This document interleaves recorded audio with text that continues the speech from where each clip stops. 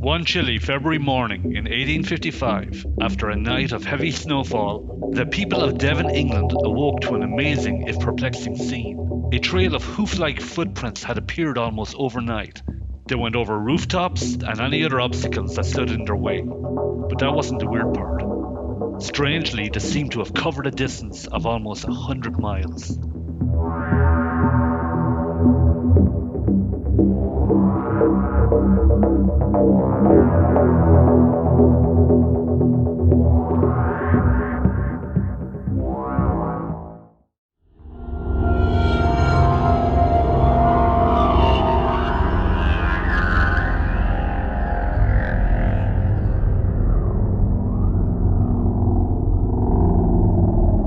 The night of February 8, 1855 was an uncharacteristically cold one for the southwest region of England. The counties of Devon and Dorset in particular experienced unusually heavy snowfall for that time of year.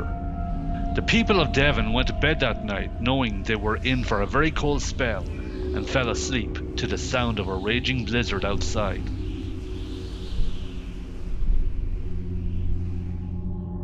They were expecting the usual ramifications from icy conditions to greet them the following day. But instead, what was awaiting them was even more baffling and disturbing than anything they could have anticipated. Though the snowstorm had finally abated, they had something else even more frightening to deal with that morning.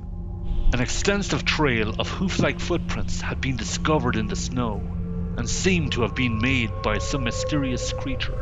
The prints themselves went on for a great distance and seemed to have been created over a period of 6 hours, almost overnight, meaning whatever made them would have been moving at a speed of up to 17 miles per hour. Each print was 4 inches long and 3 inches wide and seemed to have been made by a bipedal creature of unknown origin.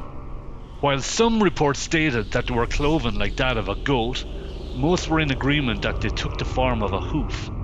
Even diagrams from the time depicted a distinct horseshoe-type shape.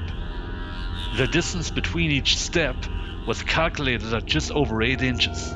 Bizarrely, no obstacle or building stood in its way.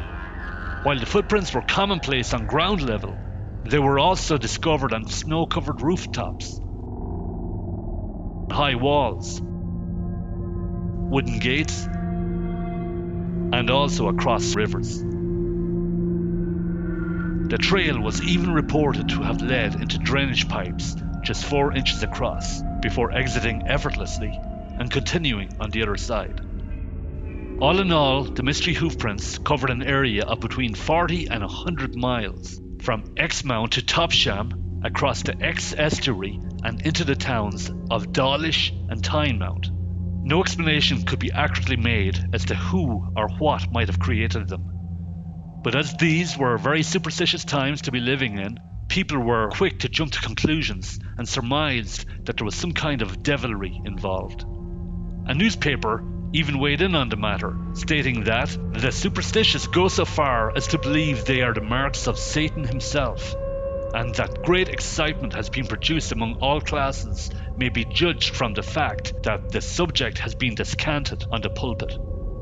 A wealth of theories were soon being put forward. Everything from hoaxes, escaped kangaroos to rats were being blamed. The finger of suspicion was even pointed at horses and ponies, though that still did not explain how the footprints appeared to be going from rooftop to rooftop. Even a character from English folklore was considered a prime suspect at the time. Spring-Heeled Jack was a demonic entity with the power to make extraordinary high leaps that no human being could possibly imagine. Due to all the alleged sightings that had been taking place, many blamed him as being the source of the mysterious footprints.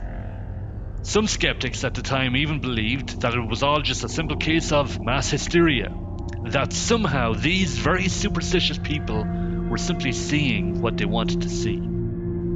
The incident also shares a lot of similarities with the so-called Jersey Devil sightings of 1909, in which a winged bipedal creature with cloven hoofs was spotted on several occasions running amok in the Pine Barrens area of southern New Jersey.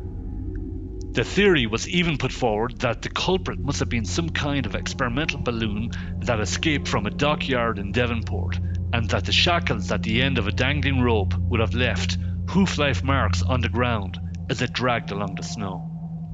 This is unlikely, however, as the prints followed an unusual trail, and surely the dangling ropes of a balloon would have eventually ended up getting snagged in a tree.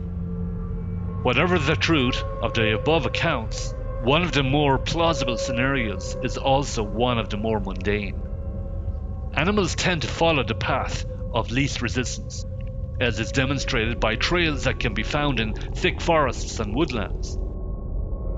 Rather than creating a new path, an animal will often use the same track over and over again, and others will follow suit.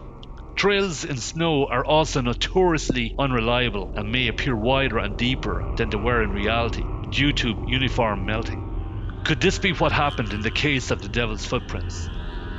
Could it be that a wide variety of birds and small animals treaded the same path through the snow rather than creating new trails, and then others simply chose to follow the crowd?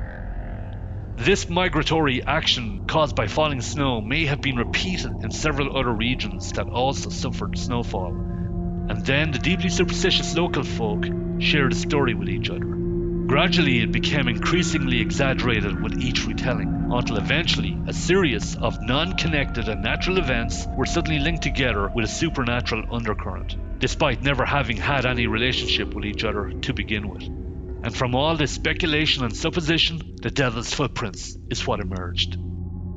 It is one possible explanation, but what proof there is that the incident ever happened is restricted to eyewitness accounts.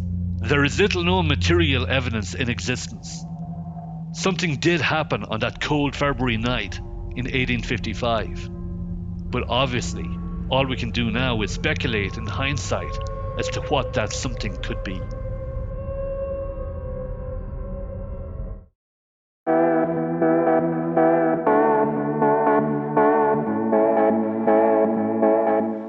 So did the devil really march through Devon in 1855, or is it just a case of mass hysteria with a side order of superstitiously driven speculation?